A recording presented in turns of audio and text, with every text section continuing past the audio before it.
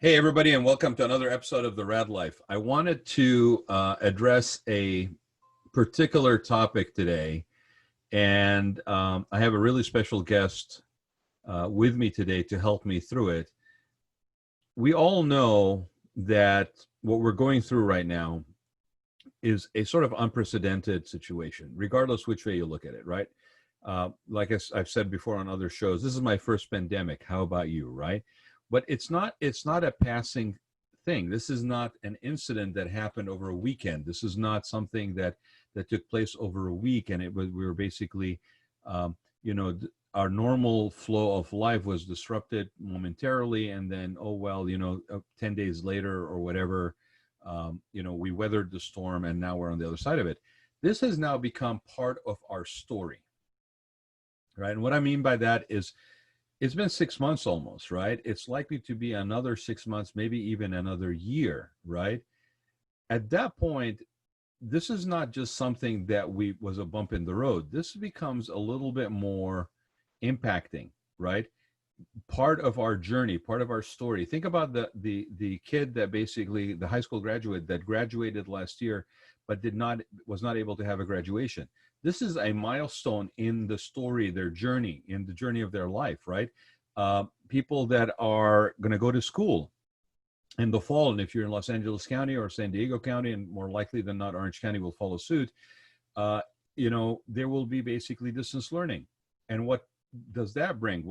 How does that challenge? This is part of our story now, right? And so we all have talked about the importance of storytelling. And in the last few years, storytelling has taken on a very different dimension as a marketing tool, as a differentiator, as a reputation builder, as a way to connect with people. I mean, you see politicians doing it where they, instead of basically talking about a topic in a sort of an esoteric manner, they associate it with a particular person. They may even point to the top of the hall where they're talking, or point to the in front of them and say so and so, for example, who lives da da da, and they associate a person with the story that they're telling. Storytelling is a very powerful medium, and anybody who has ever even looked at it for the slightest realizes that it could really make a big difference in how you are presented and how the world sees you, right? And it could be manipulated, I'm sure, for whatever purpose you want.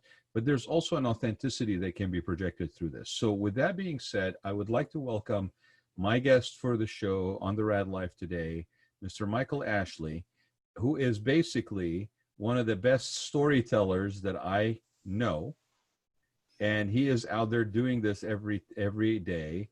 I was talking, Michael, welcome to the show, first of all. Thank you for having me. I appreciate, yeah, no, I'm really happy to have you. I was just talking about how all of this stuff, like you and I talked a little bit before the show, all of this stuff, it's not just a bump in the road now. This is part of our story. The kid that basically graduated high school, that this is a milestone for them. The person who's going to basically be distance learning, if you're in LA County, Orange County, maybe it's probably following suit, San Diego, whatever it is. This is not just what did you do over your weekend? This is now 6 months. This could potentially be another year, a year and a half, right? And so, I hate to put it this way, but it's like, how are you, if you're in that impressionable years in your high school, how are you even dating? How are you even, what's your social life look like, right? I mean, Call of Duty and PlayStation. I mean, how are people communicating? So this is all our journeys, right? This is all our stories. And I was saying that the medium of storytelling is very much, has always been a very strong way for us to communicate. I mean, from the times before even people wrote anything, right? The Bible itself was basically a compilation of stories, right? So the medium of storytelling has been always a powerful medium. And we have probably gone into more of a sophisticated way of looking at that as a tool, as a way to promote ourselves, a way to capture meaningful stuff that we have to share. It could be even manipulated. You could basically present a false story, a narrative. It's a very powerful thing. And what we're going through right now is part of our story. So I was saying one of the best people in the business of storytelling is you, and I'm glad to have you on. So I would appreciate if you take a minute, Michael, and I'm going to put up your website here too, because I want people to basically go to INK Wordsmiths.com and they can find out more about you while we're talking. But take a minute and tell people about this. How did, I mean, you know, how did you get into this? Like you wake up one morning and go, you know what, I've read everything and I'm basically going to start telling stories. What is it that made you get into this, and how long you've been doing it? Tell people a little bit about yourself. That actually is the way I got into it. No, I'm just kidding. No, He read what everything. There was nothing left to read that was of interest. So he decided to start writing it. isn't that how everybody gets into it? Yeah. No, what happened was actually goes back to when I was 10 years old. I fell in love with the Lord of the Rings books, and I read them all, read the whole trilogy in about a month when I was 10 years old. And I decided that I wanted to be a writer. And so around that time, I had a fourth grade teacher, and she gave us our first assignment where she said that use your own creative abilities and come up with your own story. And so I wrote a story, and she got very upset. She called my mom into the office and she said, "Your son plagiarized J.R. Tolkien." And my mom said, "No, he didn't. It was written inspired by Tolkien, but he didn't plagiarize Tolkien." And then when my teacher found out that I wrote, and whatever I wrote was original, she said, "Well, in that case, you're really good." And she supported me to become a writer. And so that trajectory led me to be on the newspaper staff in high school. I was a playwright in college, a newspaper reporter. I went to film school, got a master's in screenwriting from Chapman University, That's and cool. went on to work at Disney. I was a screenwriter for Disney. I sold a hit movie to them called Girl versus Monster. And while I was around that time, I was working at a day job. I had a job in corporate America. But after I sold that, things opened up in my life that I could go out on my own. Mm-hmm. And I can't say that I can take credit for this idea because it was my wife's actually. I had just written a book for a client. It was a book about evolution. And the idea behind the book was that people should actually move away from competition, move more towards cooperation. And we see that actually in nature with things like animals, like these vampire bats that engage in reciprocal altruism. And so I wrote this book for a client, and when I got done with it, my wife said, "You know what? Why don't you start your own content company? Why don't we do that?" She'd gone to film school with me, by the way. We were in different classes, but we were in the same screenwriting program. And I had clients I'd worked with in Orange County, San Diego, Los Angeles, and even up in the Bay. And she said, "Why don't we start our own content company?" And at first I was reluctant to do that, but then I realized that's a great idea. And I've always wanted to work for myself. And so that's how I got into it. And I saw a real need for storytelling, for telling the story of your company, of yourself. And there aren't many people that are doing this. There are not many people doing it well. Right. And if you think about it, everything comes down to storytelling. It's the way that we teach young people. We teach them parables to make sense of the world. If you meet somebody, we can't help but be engaged and persuaded Right. and compelled by stories. So it seemed natural to get into this. Well, it's very much part of our DNA, I think, as a way of form of communication. And I think it's interesting that when we start to standardize communication to where it's, you know, like I've said this a lot, many times. I mean, one of the things, the benefits of doing this show, and again, I accidentally, you know, kind of fell into it. So when I was asking that question, it was not there was it wasn't the tongue-in-cheek thing. I was like, I really do believe sometimes people, kind of happy accidents, they fall into something that's a passion pursuit, and then they allow themselves to actually take that train and see where it goes. It's surprising and fulfilling in ways that they never anticipated. So, you know, one of the things that I got as a benefit, a side benefit of doing this show, no intention of doing the show, turned 50, got an opportunity to do the show. The guy basically says, "Hey, would you like to do it?" Sure. I was like, Jim Carrey for 6 months. Sure. Why not? Yes, man. So I ended up realizing that I actually was offered a gift every Wednesday. We used to do it every week. Every Wednesday at midday, almost in my middle of my week, I was offered a gift. I could actually sit down and, as they used to say in the South, visit with somebody and actually communicate and talk, and not have it be based on an agenda, list of agenda items, or you know, a to-do list or something of that nature. It was actually an exchange, a communication, a discussion, a conversation. And that verbal form of that, even we do it even like we're doing right now, is storytelling. It's telling about stories in your background, projecting and using that as a base of communicating, common ground, whatever.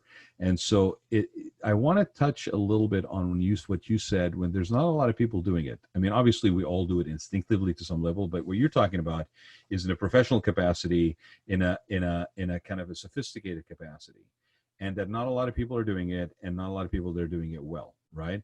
So when you realized that there was a need, what was it that you saw was there, and how was it lacking? Sure.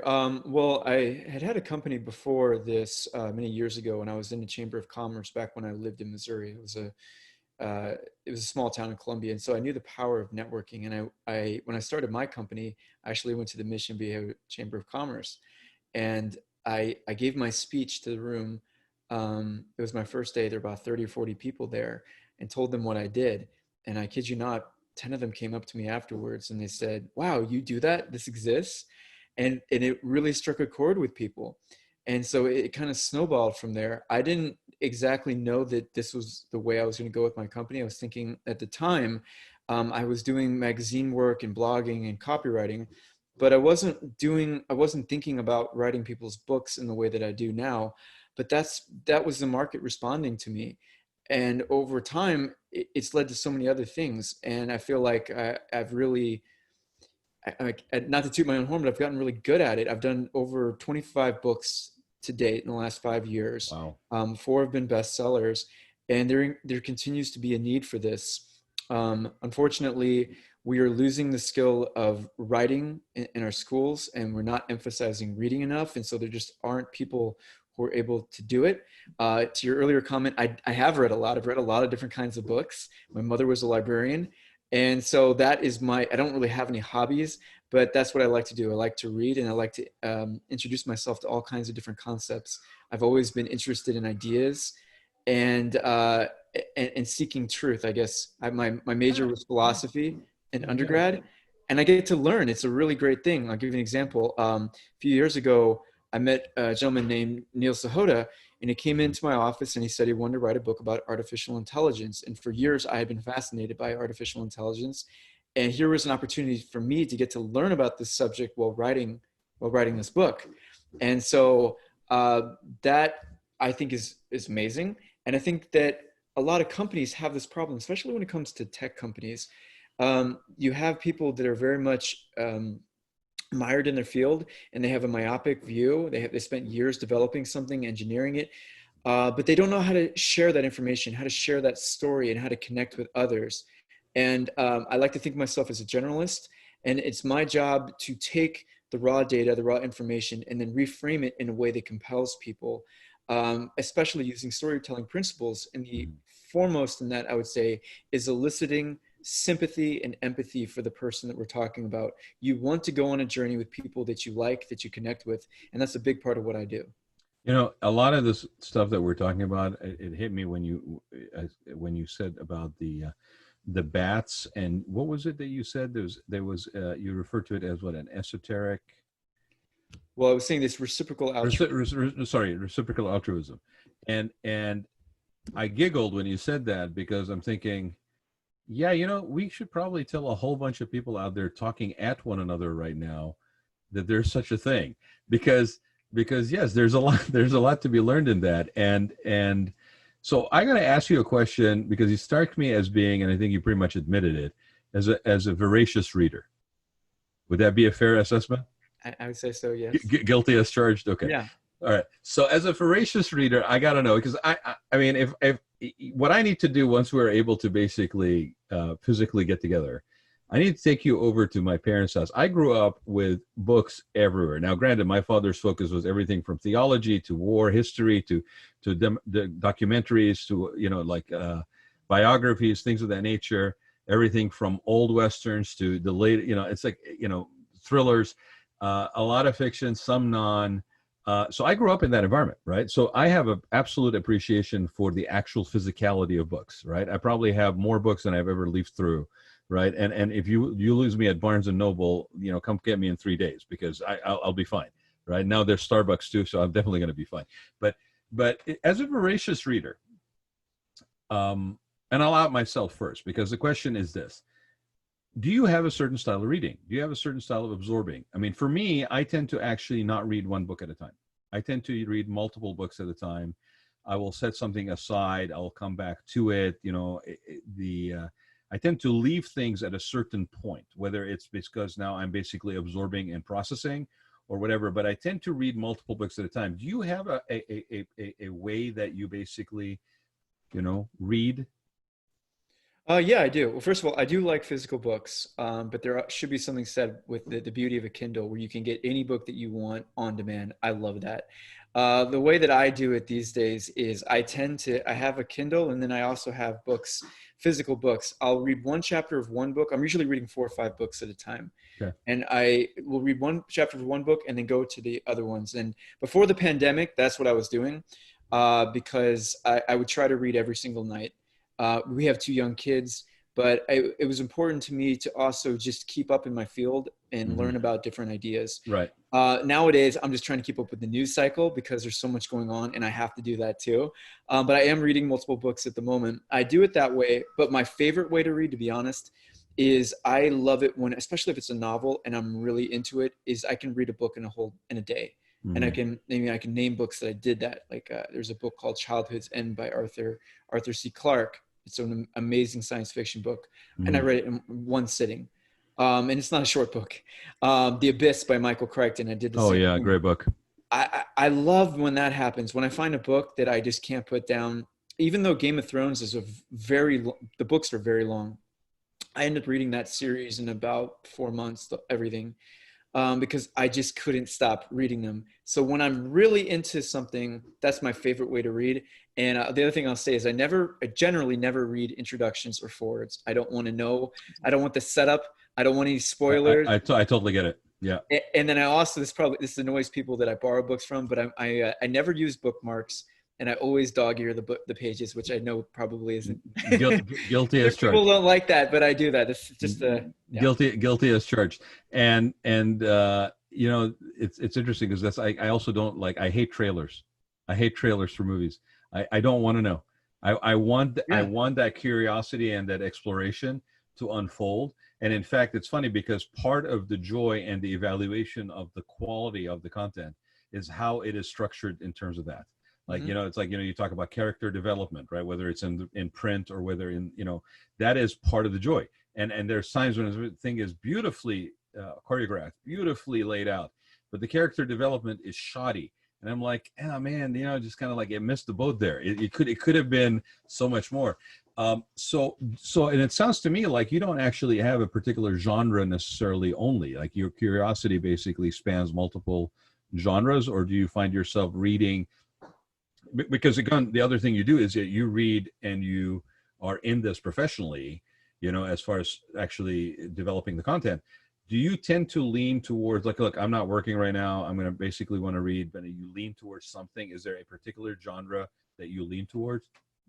Yeah, I would say that if I'm going to read, the thing I like probably the most is science fiction novels. I really like Philip K. Dick is a big influence on my life. I guess that's kind of combining my 2 passions. I really like things about philosophical, and science fiction provides that, but there's really good storytelling. I also like books about metaphysics. Those are probably 2 major things I really like, but I read everything. I mean, I'll give you another example. A few years ago, I was hired to write a romance novel. So I read 50 Shades of Grey. I read the Bridges of Madison County. And by the way, I'll say this about 50 Shades of Grey. It's actually a good book. I know people will say it's not, but there's a reason why it's sold well. Right. And what I mean by this is that it draws people in. Yeah. People get on they get on Dan Brown. They say that it's not highbrow literature. To me, the mark of a good book is what I mentioned before, where you really want to read it. You want to keep turning those pages. And if it's doing that for somebody, if it's doing for the reader, then I think it's a good book. But also, I would say, to answer your question, I try to read things that I don't normally expose myself to. I'll give you an example. A few years ago, I don't watch the TV show Gossip Girl, but I happened to be somewhere where they Right. had like a free book of it. And I'm like, well, I should know what this is to be able to even, if someone brings it up the people don't talk about Gossip Girl that much, but Right. this was a few years ago. And I was thinking, well, if anyone ever brings it up I was talking about Gossip Girl less than an hour ago, by the way. I was like, I need to know True what this story. is. Oh, really? Okay. Well, I was like, I need to know what this is about. And so I read it. And so I like to look at subjects that I don't know anything about and things that I may not be interested in, Yeah. because it's important for me to be aware of these things that are going on. That's what I try to do. I find myself, I think you and I are actually very wired in very similar ways. I find myself actually absorbing stuff. And when somebody says, why the heck are you basically absorbing this, my kind of go-to answer is, well, you never know when you're going to need it on Jeopardy. Right. Exactly. Right. And so, and I was not fibbing. I was not lying to you. I was talking about Gossip Girls Okay, wow. about an hour ago. And the reason why I was talking about it was not necessarily the show, because when and I don't like seek it out, but when I actually watch it, I'll sit there and go, okay, so let me tell you what's going to happen. This is what's going to happen. So-and-so is going to connect with so-and-so. And then this is going to happen. And then it happens. And they're like, oh my God, why? It's like, because I read a lot. Like there's certain patterns to storytelling. But the reason I was talking about it was because the lead character there, what's his name? Bass. Can't remember the first name. Anyway, the millionaire's son or whatever, right? So he actually, the actor that plays him is a British actor. Mm-hmm. Okay. And that British actor, when I first saw Gossip Girl, I'm like, this is what is it that's throwing me here?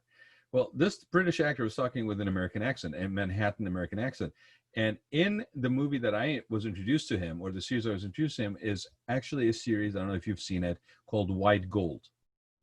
White Gold is about a 1960s, after World War II, small town in England where it's a bunch of salesmen. So it's got a little bit of like almost like Boiler Room, a little bit of Glengarry Glen Ross, where it's a bunch of salesmen. They're selling white windows, like retrofit windows. Okay. So that's what the White Gold, it's a moneymaker basically. Right. And it's basically, they have no scruples in selling. They will basically do whatever it takes. There's womanizing going on. There's all this stuff going on. And the lead character is the same guy that plays this role in Gossip Girl, right? So similar to books, right? It's like if you're reading books by the same author, if it's part of a series or the style is, you can see connection to style. There's a certain joy in this. Like I was enjoying Gossip Girl now because this character in White Gold was somebody I really liked what he did in White Gold. So I totally get it. And again, we're talking about storytelling, and we're talking about conversational storytelling. We're talking about these days, Zoom storytelling, right?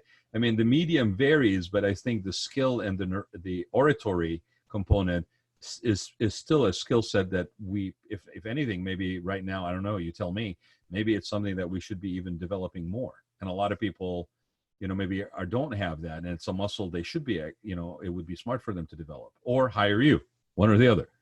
Yeah, well, I very much think it's an important skill.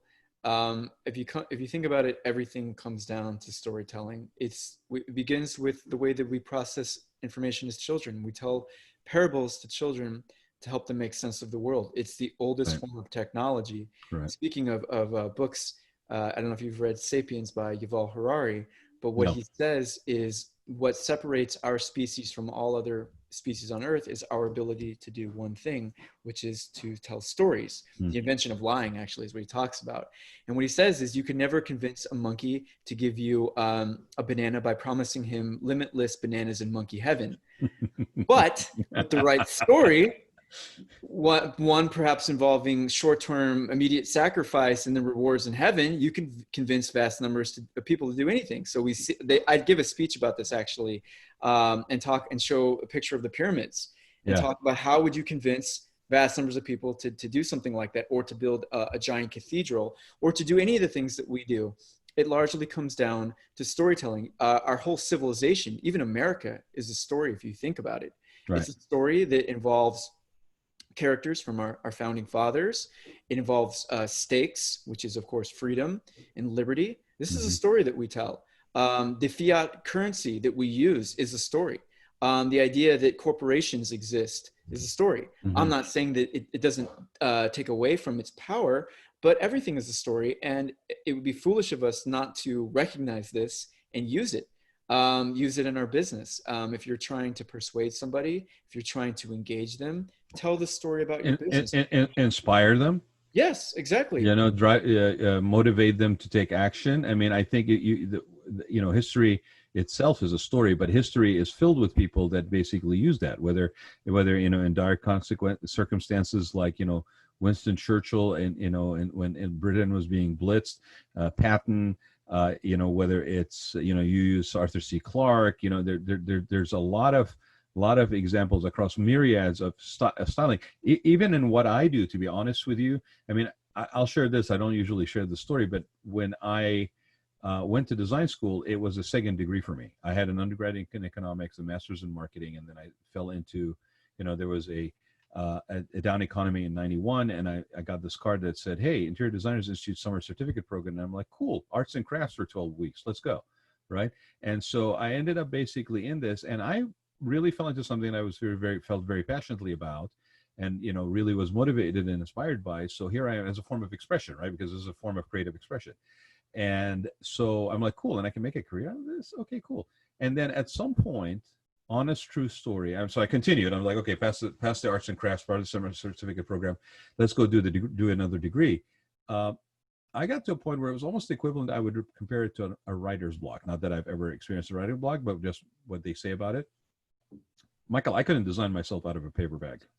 I had a point where I couldn't design myself out of a paper bag. And the best thing I did for myself is I didn't push it, right? I just kind of I sat with it, I let it be.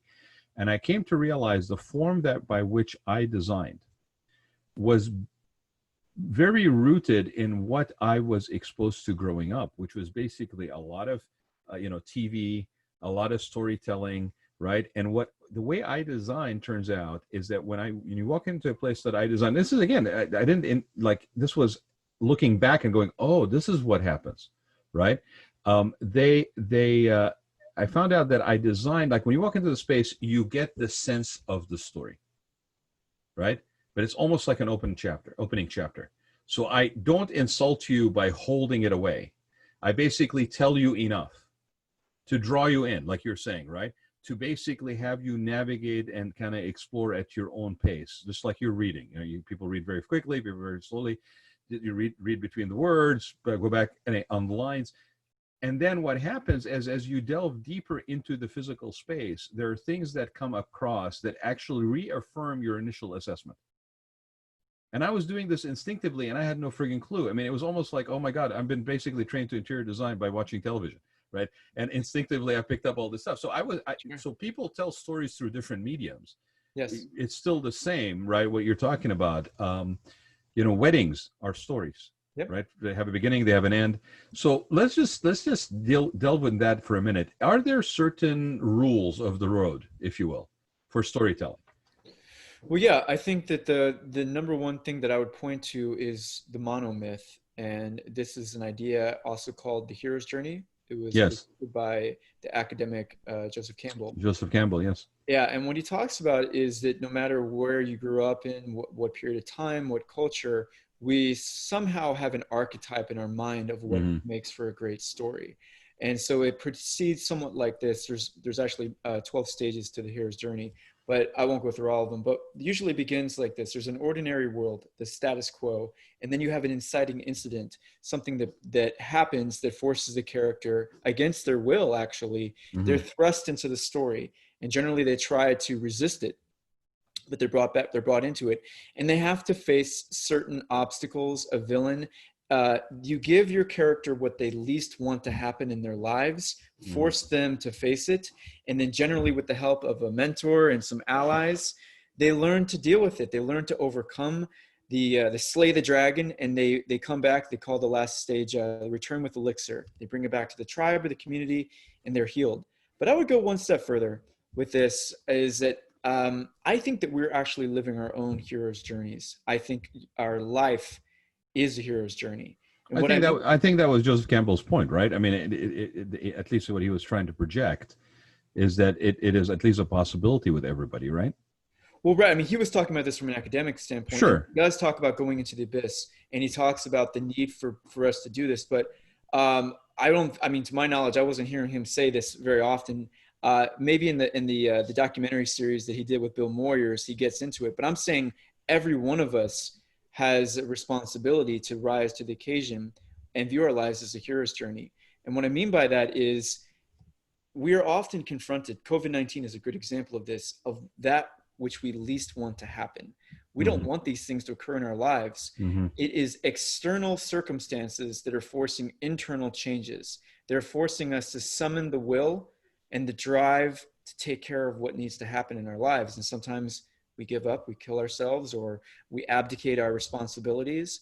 But if we don't, if we go on that hero's journey path and we really engage in these overcoming these obstacles, well, then we grow as people.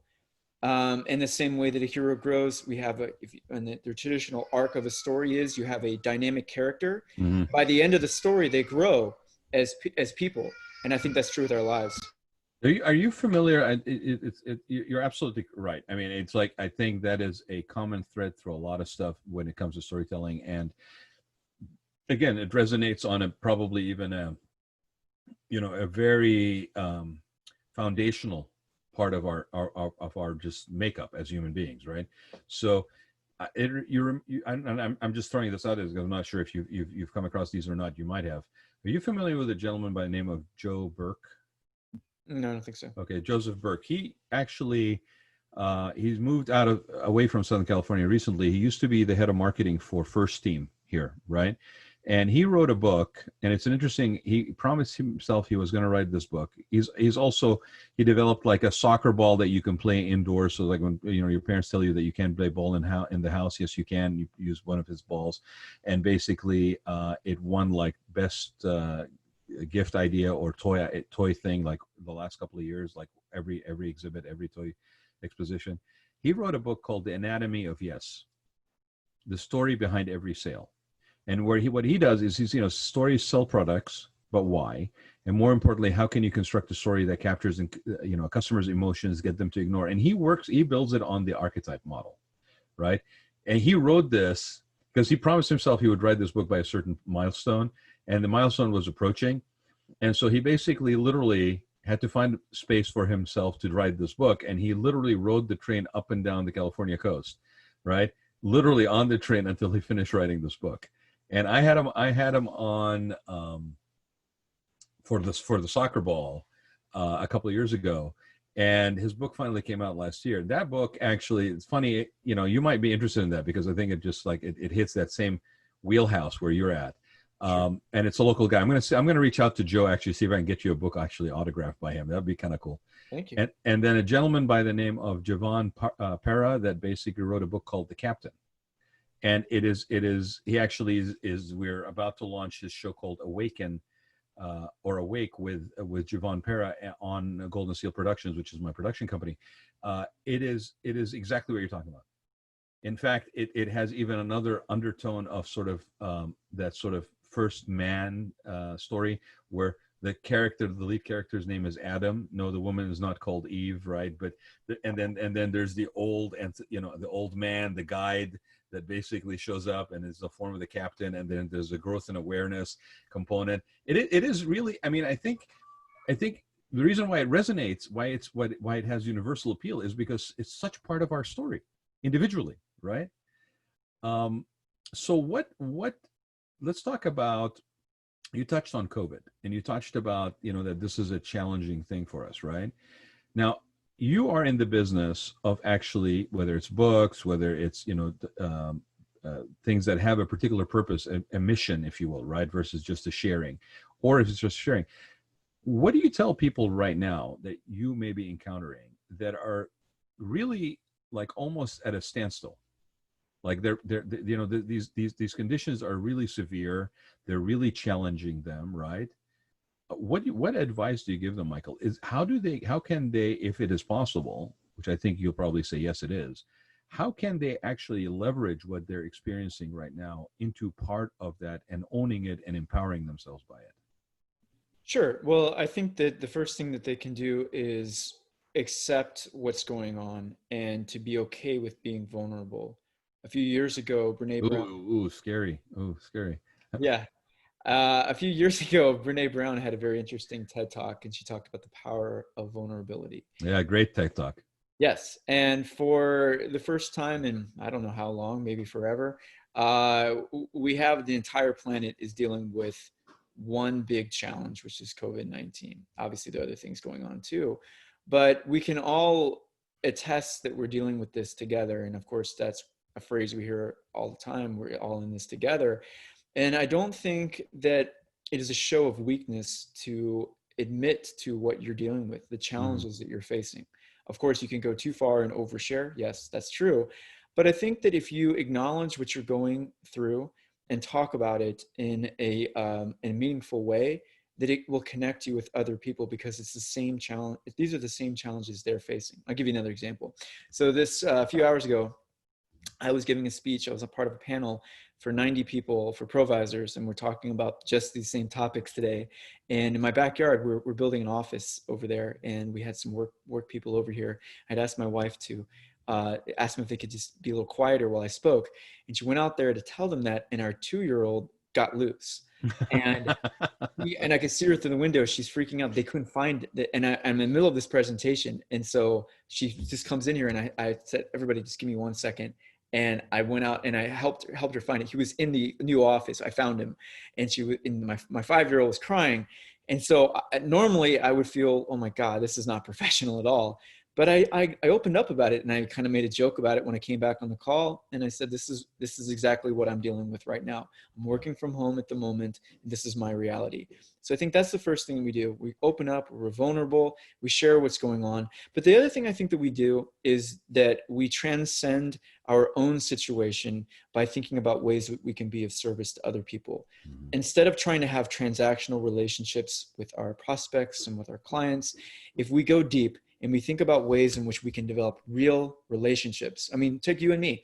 We've Yeah. met each other through a different networking group, and we've hung out a little bit. I remember seeing you at the Center Club, Yeah. and now here we are at this moment. We might not be doing this, but for COVID, here we are developing a greater relationship at this moment. And I think the more that we can do that, the more that we can get away from feeling isolated, feeling atomized, the more that we can rebuild community, whether it is virtual right now and then eventually it will be in person, the better off we'll be. And the more relationships that we have, the better personally, but also the better for our businesses too. Well, we're look, human beings are social animals. I mean, we talk about people being antisocial, having these sort of introverted personalities or extroverted personality. The most introverted person on the planet is still a social animal, and you need a certain percentage in your diet, if you will, of that in order to basically function. Whether that's the mailman, for 2 seconds and once a week, or God knows what, or the person that's basically your neighbor that will chatter in your ear, to the point of nausea. We are social animals. It's just the way we are, and it's very true. It's very true that the vulnerability, I would even add the fact that by being vulnerable, like what you shared, right? I mean, like let's just look at a few things that happened during COVID, right? Wearing a mask, and I guess the only one that I have from my mask company, TaylorMade Face Mask, is actually a hot pink one. So don't judge me, but if you got it, thank you. It actually works with the blue. It's summer, it's spring. Okay, there you go. I can offer you a floral one. You want a floral one? No, just kidding. So the thing about it is, when this thing all started, and I admit myself, whenever I saw a picture of somebody in Hong Kong wearing a surgical face mask walking around to the subway, it was almost so cultural that I remember like comic books, and I remember illustrations and anime that basically had, like, if you saw somebody with a hat and a raincoat and a face mask, that person was Asian. It was Japanese. He was either in Tokyo, maybe he was in Hong Kong. There may be even a little sinisterness to it, but then you find out no, he was really a good guy, but this is the way they dress. I mean, it's like 1 degree from Ninja Turtles. You remember the hats and the coat, right? Exactly. So masks were like, oh my God, like it's something that was odd and weird, right? Within 6 months, it is no longer, there's no stigma anymore. Right. In fact, in some cases, it's the opposite of the stigma, right? So this vulnerability, this ability to say, oh, just hold on a second, guys, I'm working out at home. I got to take care of the kid. Give me a minute. I got to put a new bottle in, whatever it is, right? Not only is it vulnerable, but it also makes me feel that I'm closer to you. You are allowing me in, right? And with that comes authenticity. And I think we are so hungry for authentic content, for authentic connection with people. The 8x10 glossy, please, I could do without it. Like, just, it's almost a waste of time. And I think this thing with COVID could be that history looks at this, and for some people, we may look at it and go, you know what, this was kind of an unexpected gift in certain ways. Yeah, I think that that's the way we should look at most things in life. Challenges, to your point, challenges, things that happened that we did not expect or didn't really look forward to, but they're learning experiences, learning opportunities, right? Right. I remember I had a client one time, and he said something like, you can look at whatever happens to you as the best thing that happened to you or the worst thing that happened to you. Right. And to your point, again, this is storytelling. The way that the US, as well as the rest of the world, began responding to COVID was through narrative, through storytelling. Right. There were messages that went around the world, and it wasn't people physically doing something. I mean, that occurred, but we're all shaped by the narratives that we hear from the media. It's the greatest messenger, the greatest way to deliver information to people is through storytelling. Right. And I definitely agree with you. I think that so oftentimes I'm approached to write a book, and what I tell people that want to work with me is, be sure that you know who your audience is, of course, and be sure you know what you want to share with them. But whatever it is that we're going to do, let's find an interesting, unique way to do it. Let's not say conventional wisdom. Let's find something that's authentic, that's you, because even though I'm in the business of content, I'll tell you, there's a lot of content out there. I wish wisdom was conventional, Michael. What? What'd you say? I said, I wish wisdom was conventional. Oh, yes, right. Sure. It's not conventional these days. Well, what I mean is, if you hear endless platitudes and the same stuff again and again, people just shut it down. I mean, no one wants to hear that stuff. Right. They want to hear something that's authentic, that's real, that they're not hearing somewhere else. And without that kind of voice, they're going to tune you out. People, especially younger people, they've heard it. They've heard the slick marketing messages their whole lives. And when you do that, you run the risk of alienating people. Well, and they can smell it. This is the thing that's interesting about our society in 2020, is that people are they got good bullshit radars. They can smell it a mile away, and canned, regurgitated, non-candid, I would even say non-courageous content, right? With authenticity and vulnerability thrown in, which I'm not going to take away from the fact that's one of the scariest places to be in when you basically are living life, but what a rewarding place to be too, right? I mean, once you break through that fear factor of living life like that on those terms, it is a very rewarding existence. But a lot of people are, they something like this maybe pushes them into that, right? It forces them to basically address things differently in their life. You mentioned something a minute ago, and I'm reminded what I've been saying relevant to this situation with COVID, is that we were brought into this situation. We didn't really seek it out. It's my first pandemic. How about you? I don't really have a rule book by which to navigate this, right? I've had better pandemics, to be honest. This one's just okay. Oh, yeah, this doesn't rise to the level of intellectual stimulation for you? No, I was kidding. By the way, though, I'll tell you, my wife was complaining about something last night and saying she felt bad about something. I said, well, at least we're not living through a pandemic. And then she just burst out laughing. Well, it's a hoax, dude. Nothing's going on. And, right. Yeah. Yeah. But it's fascinating because I have been saying it's either a challenge or it's an opportunity. Mm-hmm. And usually that's a process. Usually it's a challenge first, and then you have a moment. And that moment is when you decide, are you going to have a bunker mentality or a growth mindset? Are you going to look for something in this that you're going to learn? Are you going to embrace the opportunity to be challenged and see where and what you are really made of. Because, you know, we can all say, I'll sit here all day long and say, well, you know, under certain these circumstances that I'm basically, you know, trying to outline, I will probably do this. That is one thing to say, but the reality is, when you are faced by those conditions, will you really do that or not? And there's only one way to know, is when you are faced with those conditions, how are you going to react, right? So, I mean, how has business been during this whole, you know, pandemic?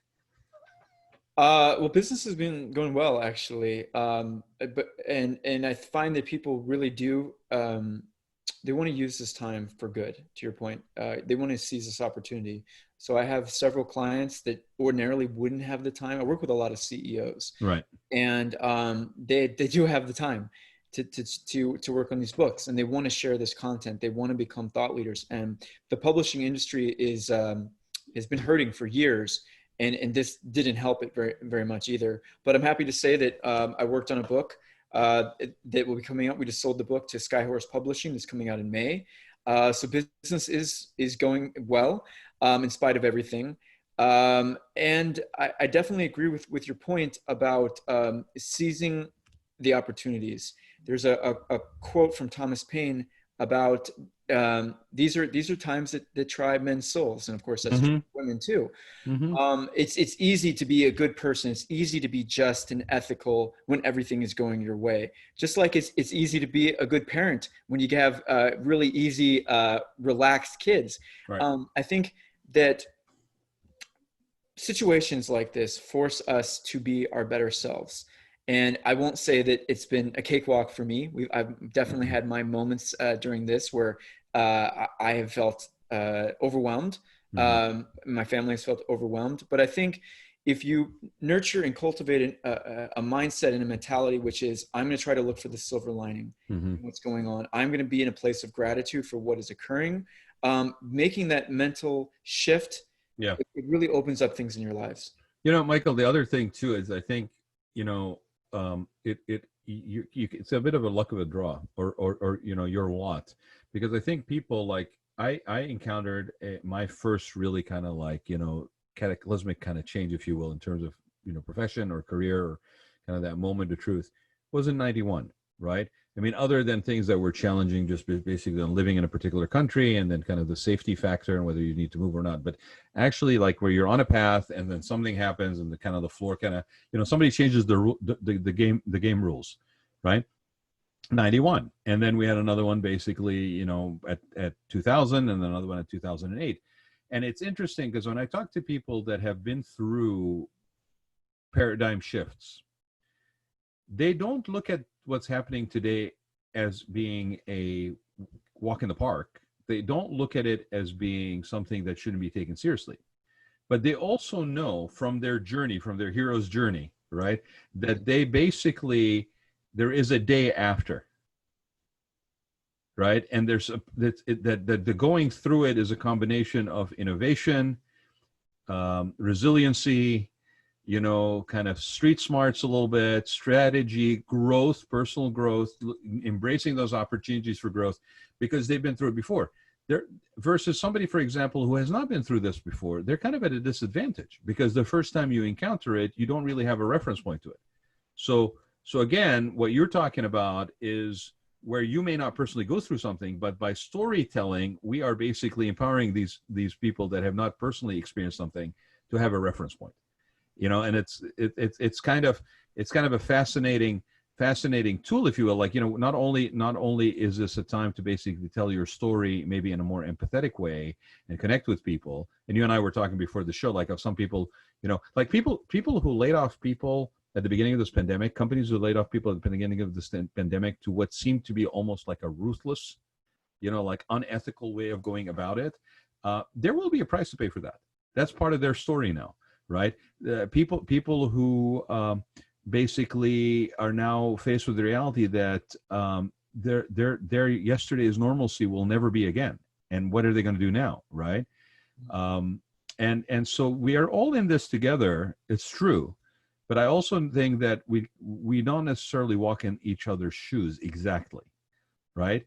So the common thing, and this is one of the things that I've been saying from day one, is I grew up in one country. I was born in one country. I was born in Iraq. I grew up in Kuwait and Abu Dhabi. I went to school in Switzerland. You know, for the majority of my life, until one day I woke up and realized, wait a minute, no, this is not the truth. I didn't really feel I belonged anywhere. Like I was just kind of like, a nomad, right? And I looked at that as a negative. And then one day I woke up and I go, wait a minute, it's not true that I don't belong anywhere. I actually belong everywhere. And there was an empowerment moment that came out of that, right? So one of the things I've been saying relevant to the COVID is that a year from now, 2 years from now, you could be sitting in a cafe in France. You could be sitting on you're about to get on like a rickshaw somewhere in Asia. You could be sitting, hiking the Nepal. You could be driving the Amalfi Coast. Where you could be anywhere on the world, and you can encounter another human being, and you could actually say, "So, how was it for you during COVID?"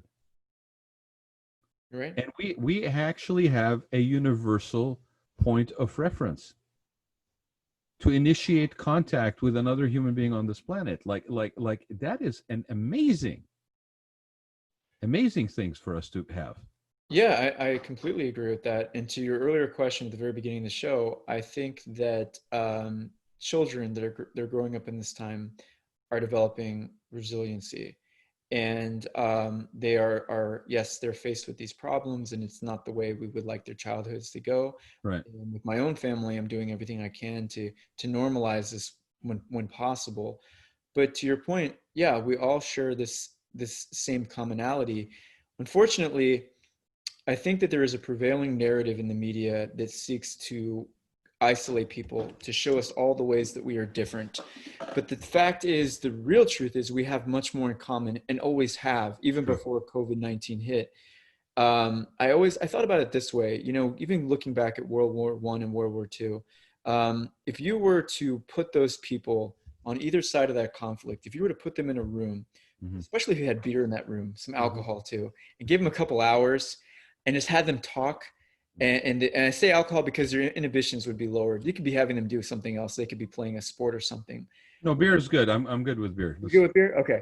I think what would happen is they would actually say, what am I doing here? Why am I fighting this? And I know there are obviously other reasons why we were in World War II, but what I meant by this is that too often I think we, especially in this country, when there are things like the 2003 war, when we went back and we fought the war in Iraq, we can tend to dehumanize a whole country, a whole other group of people.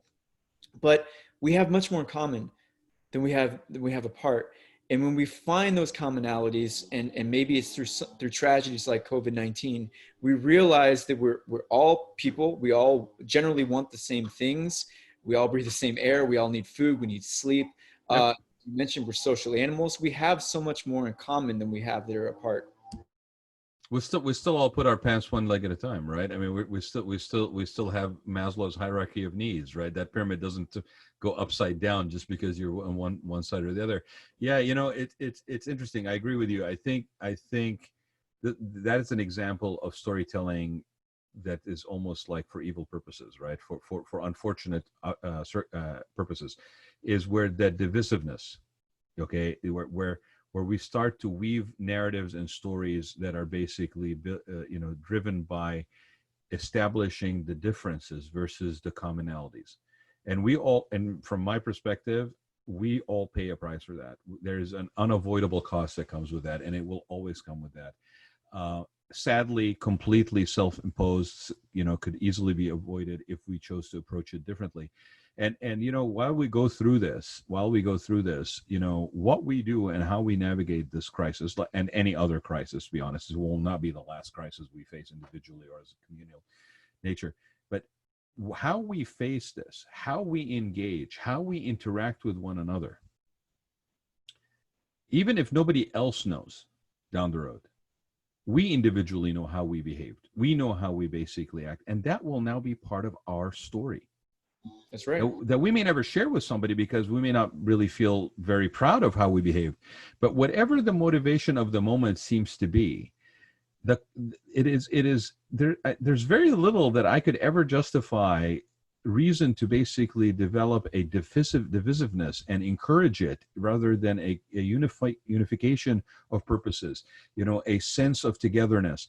None of us do it on our own. I mean, whether it's in business, whether it's in life, I mean, we are all writing our own stories, whether we are putting it on paper or not, right? And how we behave during the COVID is very much part of our story. Yeah, I couldn't agree more. And I think that you're right. I mean, companies that acted in ways that were less than honorable, people will remember that. And they will, I mean, I think that, again, it's important. How we behave is very important. It's also important to lead by example. Yep. I think that there are many instances, I don't have to get into a political thing here, but there are many instances of political leaders who've said one thing and done something different during this time. And I think people are aware of that. And I think that we need to remember and try to always be our best selves. Let me put it that way. I think that's what this life is about. Well, it's unfortunately that, that all that negative energy, all that wasted, talking at one another versus to one another, right? And kind of like helping our each other through this. The old adage of being your brother and sister's keeper, I really believe that. The golden rule still applies. And when you look at, unfortunately, a culture that has been conditioned, okay, by the weaponizing and kind of politicizing of things like fear, okay, it is not any surprise to me why we have basically reacted the way we did at the COVID, especially at the beginning. Like, when you condition people to fear, and that is the story you keep telling them, and then something like this comes that you really have no control over, and then they basically are now afraid and fearful for their loved ones and basically doing things that are a little extraordinary and extreme. You can't really blame them. They have been conditioned to basically react to circumstances like this because of the unfortunate weaponizing and politicizing of issues, rather than, and that's the ethical narrative, right? That's when you look at yourself in the mirror in the morning and it's just between you and your reflection, and do you like what you see or don't you like what you see? The